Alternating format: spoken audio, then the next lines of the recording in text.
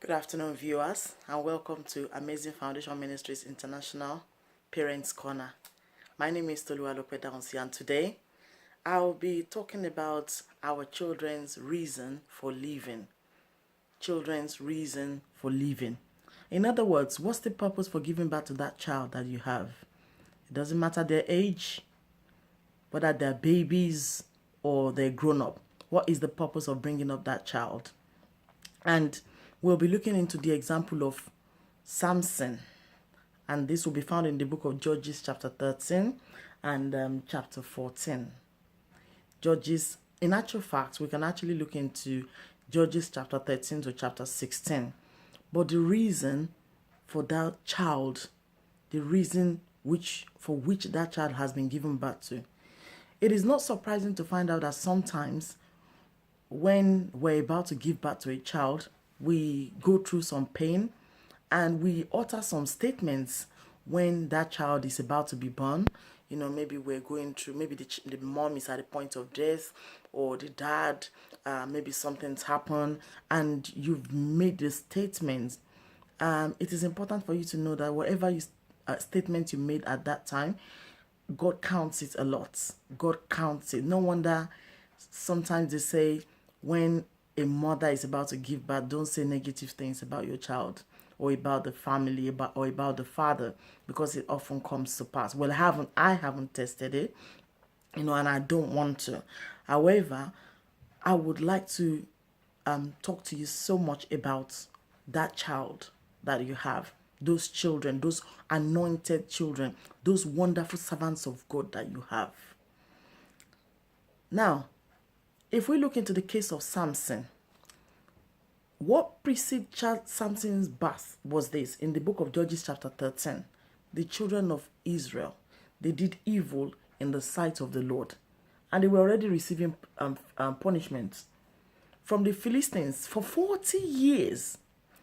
For 40 years, they were already receiving punishment. Hence, the Lord looked unto them, and a child is to be born, and his name is Samson. I have to tell you, Samson had some requirements. The parents had some requirements as well. If you look into Judges chapter 13 verse 4, it tells us of the requirement of the mother, i.e. the mother must not have any strong drink, must not have a strong wine. Let me read it for us here. It'll be very easy. It says, now therefore beware, I pray thee, and drink not wine, nor strong drink, and eat not any unclean thing. For lo, thou shalt conceive and bear a son, and no razor shall come upon his head. For the child shall be a Nazarene unto God from the womb, and he shall begin to deliver Israel out of the hand of the Philistines. This was the parents, both parents and mother and the child's requirements. There was no razor to come upon his head, and the mom must not have any strong drink. So, parents, when you were about to give birth to that child, what are the statements that you've uttered? Have you been looking for that child for quite a while? And what promise did you give unto God? Like, oh Lord, if you give me this child, I'm going to ensure that I bless you back with the child. I'm going to ensure that this child is for you. Or you've said so many things, reason for that child. And for that reason, you will notice that that child was actually delivered just after you said it, But the question is, now the child has been born. Everything is fine. But have you actually remembered and followed what you actually told God you're going to do? Or you've totally forgotten? Every so often, we human beings, when we are in pain, we say quite a lot of things. But once the pain is over, it's going to be like it never happened. That's the way we feel like. It's like it never happened. But with God, we might have forgotten, but God still remembers. And He holds on to that message, that prayer that you prayed. at the birth of that child, or just before the child was born.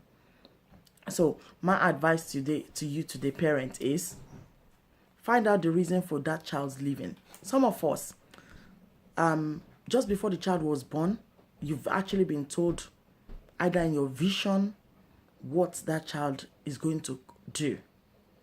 Some of us, maybe you've received messages from the servants of God in the church where you attend, Have you confirmed those messages? Have you confirmed them? Have you spoken to God yourself? Lord, what is this child here for? I remember when I was giving birth to my children, I wanted to find out so many things about them. What are they here for? Because if you're not sure why you've given birth to that child, it's very difficult to bring up that child in the right way. And many parents have suffered loss. Many parents have suffered death. Many parents have suffered sicknesses. Even the children, they've suffered themselves as a result of this ignorance. So when each child that I have, to the glory of God, I was asking God, Lord, please, what have you brought this child to come and do? I heard some, and then I think I've shared it before. I didn't hear one. I began to cry, Lord, please, what is this child here for? Please, or are you planning to take him back from me? If not, please do let me know why. Why is this child here for? What have you planned? What have you proposed for this child to come and do in life? And this will help us to actually set the life of that child in order. Now listen to me. Those of you, everyone has a firstborn anyway. But those of you who have a firstborn, and it seems that nothing is happening without a firstborn, check in the Bible. The Bible says that everything that opened the womb belonged to me. It talks about a male, and it also mentioned everything that opens the womb belonged to me. So, in other words, you need to actually offer that child back to God. And how do you do that? You need to stay in His presence to find out exactly, Lord, this child belongs to you. Show me how to lead this child. Show me what you want him to do, and show me how to lead this child to be able to achieve that plan that you have for him. So that means for you have to kind of put a plan down, a plan, and go to God and begin to find out those detailed plan and begin to work with that child in accordance with that plan. Well, some of us might say, well, I haven't got time. I am telling you, you must have time for this. Otherwise, it's so unfortunate, many things that happen that we hear. And we wonder, oh, this child, how come this such a lovely child died? How come this such a lovely parent died? You don't know what is going on the ground. What is going on underground? Some of us, our parents have said, oh Lord, if you give me this child, this is what this child is going to become. And then the child comes, and then we are not able to follow what that child should be doing. We know it's quite all right, but we're not going according to that plan. And then you begin to have issues in the family. You wonder why. Please, check every child in your home. Check that they are working in accordance with the requirement of God for their lives. And if they're still young, please ask God step by step, what is this child for? What do you want me to do? How do you want me to go about supporting that child? Look at Samson. Samson was given that instruction. Even as a mother, Samson's mom was given the instruction. Even as a mother, Samson's mom had an instruction. Samson himself had an instruction, must do and must not. Do you know the must do and must not of your child?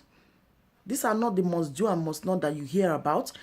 This is the must do and mustn't from heaven. What is that child there for?